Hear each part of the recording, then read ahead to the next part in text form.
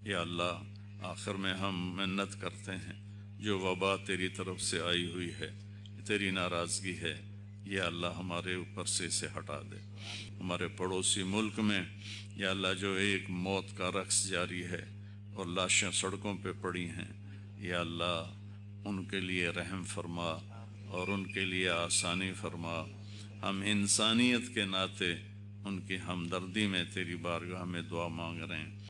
ہم اس درد میں، اس دکھ میں اپنے ہندوستان کے